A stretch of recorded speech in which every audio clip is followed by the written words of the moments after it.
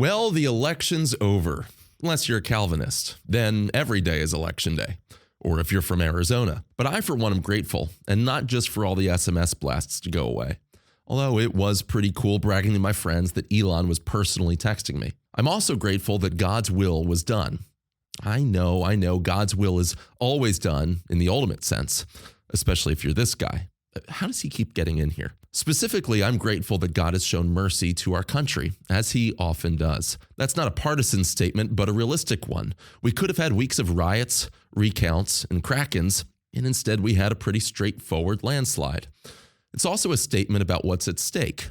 I heard a wise commentator last week remark that if you have two pagan Roman emperors, Emperor A, who hypothetically wants to save on heating bills over the holidays by burning Christians alive in the streets, and Emperor B, who doesn't really care much about the Christians at all, then it's valid and okay to rejoice when Emperor B ascends to the throne and Emperor A doesn't. That doesn't exactly describe our current political moment, but it does still stand that Christians can rejoice in relative goods, not just ultimate ones. For biblical values people, right now is a time to take a deep breath.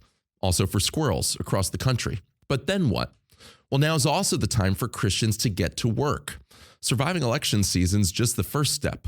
Sorry, little guy. Anyway, where were we? Oh yes, seizing the moment. Look, Christians should never assume that the relative peace and prosperity that we enjoy is always here to stay. Someday we'll be called to give an account for what we did with it though, or what we didn't do. So without further ado, step 1, pray for our leaders. Notice I said pray for, not pray to. Don't pray to your leaders, that's bad, but do pray for them.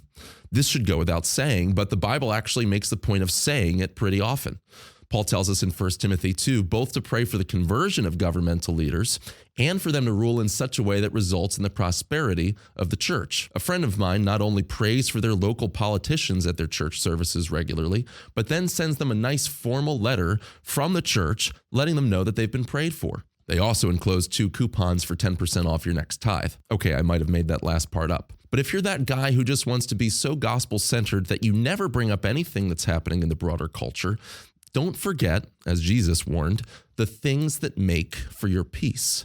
Many of us want to celebrate the likes of this guy, or even this guy, but we forget that their careers of preaching and teaching were only made possible because of guys like this, and this, who kept Christians safe so that they could think about more than just their own survival.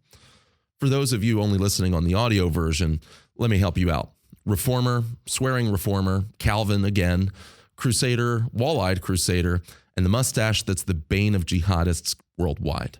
Any questions? Step 2, build wealth. And when I say phrases like building wealth in a Christian context, chances are you think of something like this. Sow a seed, you reap a harvest. Well, I sowed a seed and I reaped a Humvee with platinum wheels. Of course, that's not what I mean. But the fact that our minds go there is part of the problem. The only concept of wealth many of us have is a sinful, heretical one: money bad. We've fallen prey to what Aaron Renn describes as Christian Buddhism, the pious-seeming temptation to just detach from everything. Hence, many Christians enter into an equal and opposite error, the so-called poverty gospel, albeit much less lucrative than its prosperity counterpart. You have more fun as a follower, but you make more money as a leader. But we're supposed to be faithful stewards, not just detached swamis with no earthly entanglements. That means multiplying what we've been given for the sake of the master who gave it to us. You shall remember the Lord your God, for it is he who gives you the power to get wealth. Deuteronomy 8:18. Everyone to whom much was given, of him much will be required. Luke 12:48. So when better economic days come, we should lay up for our children as wise fathers and mothers and build foundations in our households and beyond from which to be generous over the long haul, including generosity in the form of giving to missionaries. After all, a lifestyle of generosity doesn't come out of nowhere. It's only possible through years of building the muscles of saving and giving.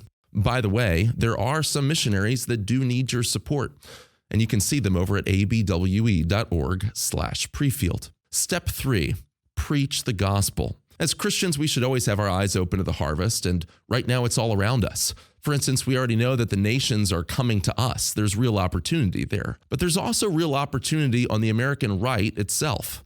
All of a sudden, there's a massive upswing of Americans vocally supporting things like traditional values, faith, and family.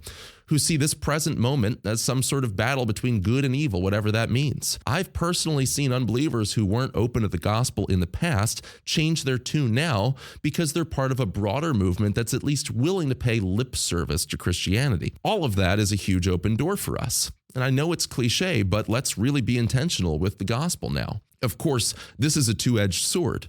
Evangelicals used to feel pretty at home on their side of the aisle, but now that right wing refers to anyone on the spectrum between Bill Maher and Attila the Hun, evangelicals are realizing they're not the only seat at the table anymore. So let's not fool ourselves. We can no longer call the shots in culture. So let's turn up the volume on our public witness. Let's preach the truth and not pull any punches to one side or to the other. We need to walk into broader coalitions in our culture the same way that Ron Swanson walks into Lowe's. We need to know what we're after, how to get it, and how not to let the guys in red vests talk us into anything else. Is there a project you're working on? I know more than you. All right. And finally, step 4, remember that God really is in control. He can turn a ruler's heart however he pleases, Proverbs 21:1, because he's absolutely sovereign. Speaking of which, hey, who let that guy in again? Thanks for watching. We produce this show not only to model a biblical worldview, but to move you out into the world. Be a part of God's mission. Find your role in advancing the gospel at abwe.org.